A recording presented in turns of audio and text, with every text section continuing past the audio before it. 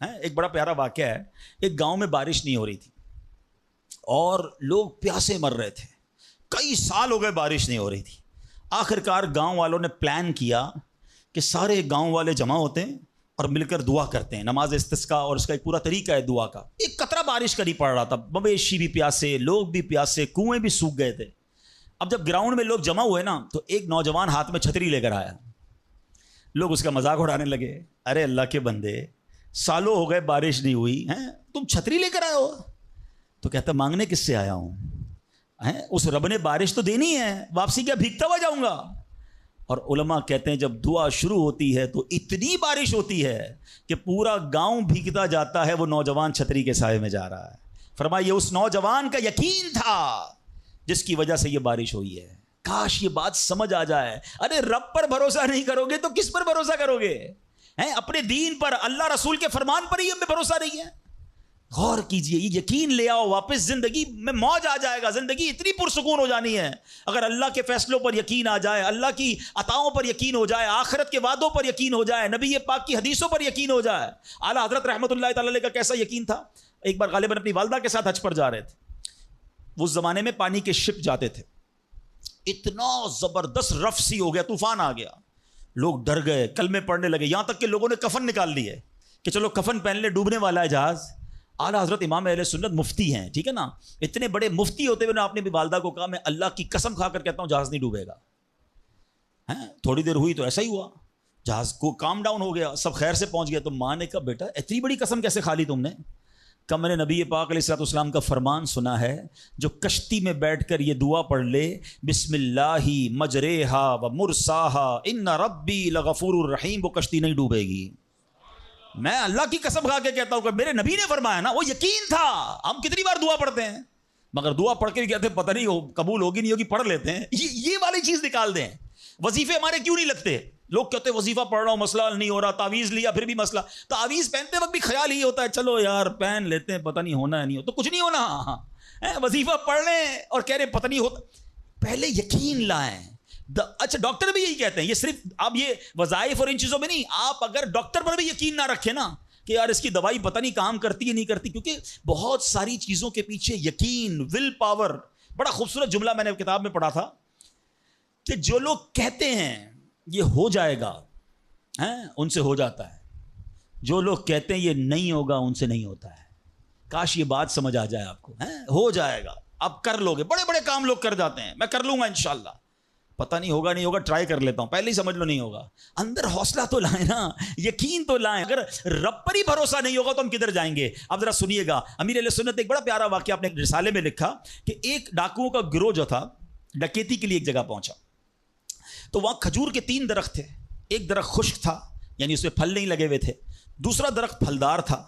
تو ڈاکوؤں کا سردار نے دیکھا کہ ایک چڑیا جو ہے وہ پھلدار درخت سے اڑتی ہے, خشک درخت پر جاتی ہے, واپس پھلدار درخت پہ آتی ہے, پھر خشک درخت پر جاتی ہے. تو اس نے کہا چکر لگائی جا رہی ہے, کوئی ماجرا ہے.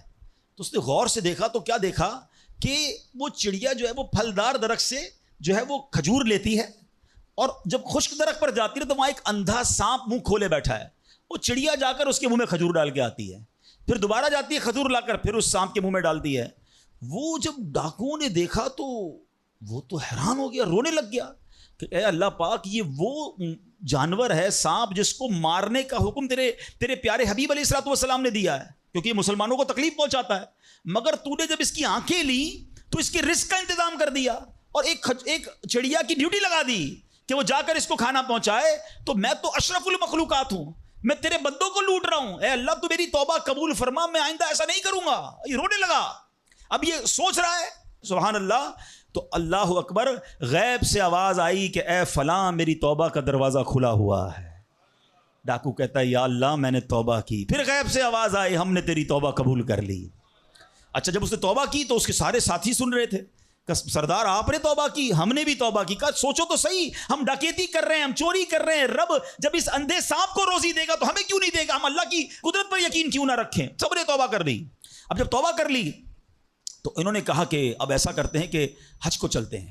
سارا قافلہ بنا کر ڈاکوؤں کا قافلہ توبہ کر کے چلا حج کرنے کو. جب مکہ پاک کے قریب پہنچے نا تو وہاں ایک نابینا بڑھیا تھی. وہ ہر قافلے والے سے اس ڈاکوؤں کے سردار کا نام لے کے پوچھتی تھی وہ بندہ آیا تو ڈاکوؤں کا جب قافلہ ہے تو کہا میں ہی تو وہ ہوں. تو کہا یہ میرے کپڑے تمہارے لیے ہیں. بولا آپ مجھے کپڑے کیوں دے رہی ہیں؟ کہا میرا ایک بیٹا تھا اور وہ بیٹا جو ہے اس کے کچھ دن پہلے, بڑا نیک بیٹا تھا میرا, کچھ دن پہلے اس بیٹے کا انتقال ہوا ہے, یہ اسی کے کپڑے ہیں. 3 دن سے مسلسل نبی پاک علیہ الصلوۃ والسلام میرے خواب میں تشریف لا رہے ہیں اور فرما رہے ہیں کہ اس نام کا بندہ آئے گا, اس کو یہ کپڑے دے دینا. ہائے ہائے, ذرا سوچو تو صحیح, جب رب توبہ قبول کرتا ہے تو مرتبے کیسے بڑھا دیتا ہے. کاش یہ بات سمجھ آ جائے. اللہ سے بندہ جب دوستی کر لیتا ہے نا, اللہ پچھلے گناہ معاف فرما دیتا ہے, بلکہ اللہ راضی ہو جائے تو گناہوں کو نیکیوں میں بدل دیتا ہے. مگر کیسے اس ڈاکو کو توبہ نصیب ہوئی؟ یقین. کاش حرام کمانے والا, سود کا کام کرنے والا, کاش رشوت لینے والا, ڈاکہ ڈالنے والا, چوری کرنے والا یہ سوچے کہ میں کیوں کر رہا ہوں, ملاوٹ کرنے والا سوچے. اللہ پر بھروسہ تو رکھو یار, رب نے میرا نصیب لکھا ہوا, جو میرے نصیب میں مجھے مل کر رہے گا.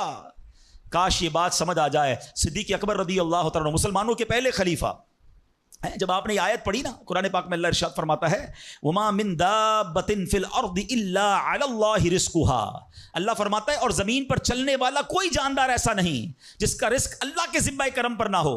آپ فرماتے ہیں کہ جب سے میں نے یہ آیت پڑھ لی, خدا کی قسم میں نے روزی کی فکر کرنا چھوڑ دی ہے. کہ جب اللہ نے ہر کسی کا رزق اپنے ذمے پہ لے لیا تو مجھے کس بات کی ٹینشن ہے. کاش ہمیں یہ بات سمجھ آ جائے کہ ہمیں اب ذرا غور کریں. ابھی یہ اجتماع ختم ہوگا, اگر میں آپ سب کو کہوں کہ بتائیں آپ کے لیے کیا دعا کروانی ہے, تو تقریباً 70-80% لوگوں نے پتہ ہے کیا کہنا ہے, حضور روزی میں برکت کی دعا کر دیں, کاروبار میں برکت کی دعا کر دیں, نوکری نہیں لگ رہی اس کی دعا کر دیں. میں نہیں کہتا یہ دعا نہیں کرنی چاہیے, اللہ سے نہیں مانگیں گے تو کس سے مانگیں گے. لیکن کوئی تو کہے کہ میری ایمان پر موت کے لیے دعا کر دیں, میری قبر جنت کا باغ بن جائے اس کے لیے دعا کر دیں, میں آخرت میں جاؤں تو اللہ مجھ سے راضی ہو جائے اس کے لیے دعا کر دیں. فرق دیکھیں, میری اور آپ کی ٹینشن کیا ہے؟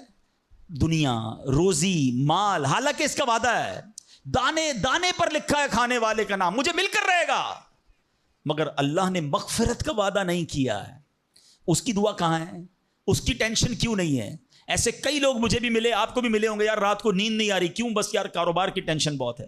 کبھی زندگی میں ایک رات میری اور آپ کی ایسی گزری کہ اس ٹینشن میں نیند نہ آئی ہو کہ قبر میں جاؤں گا تو قبر جنت کا باغ بنے گی یا دوزخ کا گھڑا بنے گی, کلمے والی موت ملے گی کہ نہیں, جنت میں جاؤں گا یا دوزخ میں جاؤں گا.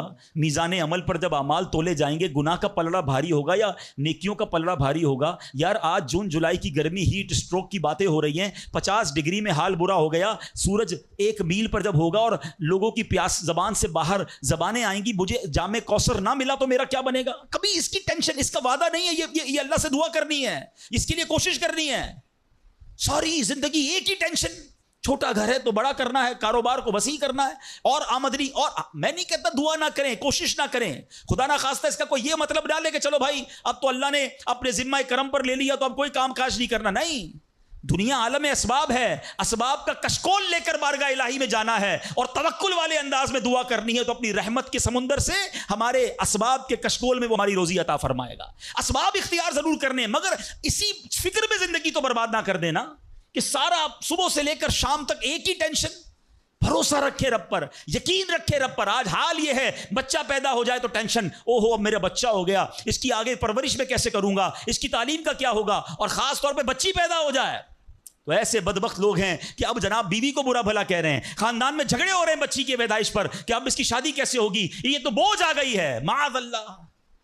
سمجھ نہیں آتی کہ جس رب نے بچی دی ہے انشاءاللہ رزق بھی وہی دے گا, اسباب بھی وہی دے گا. ارے جب اس نے مجھے پالا ہے وہ اس کو بھی پالے گا. کیا خوبصورت بات علماء نے لکھی, جو رب ہاتھی کو من اور چونٹی کو کن دے سکتا ہے وہ مجھے بھی میرا رزق عطا فرمائے گا. آپ ذرا سوچے تو صحیح, کس کس کو رزق دیتا ہے. حدیث پاک کا مضمون ہے تم اللہ پر بھروسہ کرو, جیسا بھروسہ کرنے کا حق ہے وہ تمہیں ایسے روزی دے گا جیسے پرندوں کو روزی دیتا ہے.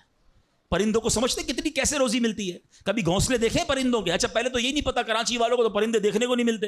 ہم نے درخت کاٹ کے پورا شہری کانکریٹ کا جنگل بنا دیا. ورنہ یہ پوچھے بزرگوں سے, ہم بھی چھوٹے تھے تتلیاں بھی دکھتی تھیں, صبح مدرسے اسکول جاتے تھے تو کوئل کی آواز بھی آتی تھی. اب تو کراچی والوں کے ہارن کی آواز آتی ہے ہم کو. اب تو یہ پرندے بھی چلے گئے. کہاں چلے گئے؟ ہم نے درخت کاٹے, ہمیں اندازہ ہی نہیں کہ درخت ہے کیا. آج گاڑی پارک کرنے کے لیے ہر بندہ درخت کا سایہ ڈھونڈ رہا ہے. مگر درخت لگاتا نہیں ہے. کاش یہ بات سمجھ آ جائے کہ جتنے درخت لگتے جائیں گے شہر یا ملک خوشگوار بھی ہوگا, موسم بھی کول ڈاؤن ہو جائے گا. یہ جو آج ہم کہتے ہیں نا اتنی گرمی بڑھتی جا رہی ہے, اس کی ایک بڑی وجہ یہ ہے, یہ میرا موضوع نہیں ہے, لیکن جو موسم کا تغیرات, کلائمیٹ ڈس آرڈر ہے. کاش یہ بات سمجھ آئے کہ پلانٹیشن نہیں ہم کر رہے, ہم پودے نہیں لگاتے بلکہ پودے کاٹ دیتے ہیں. کتنے درخت کاٹے, کتنے جنگل ختم کر دیے ہم نے. الحمدللہ دعوت اسلامی کا شعبہ FGRF, اب پلانٹیشن ہم کرتے چلے جا رہے ہیں, 30 لاکھ پودے لگائے, مگر یہ تھوڑے ہیں. کاش میری یہ بات لوگ سن رہے ہوں کہ اگر آپ نے اپنے آنے والی نسلوں کو خوشگوار موسم دینا ہے, اچھے حالات دینے ہیں, ٹھنڈی چھاؤں دینی ہے, آکسیجن کی فیکٹریاں دینی ہیں, تو ہم سب کو کم از کم ایک پودا لگانا چاہیے. 24 کروڑ پاکستانی سب صرف ایک پودا لگائیں اور اس پودے کو درخت بنائیں, صرف پودے کو بچے کی طرح پالیں. آپ یقین کریں ہمارا ملک ایک پورا ملک ہی باغ بن جائے گا. اب ذرا سوچیں کہ ہمیں یہ بات سمجھنی ہے کہ یہ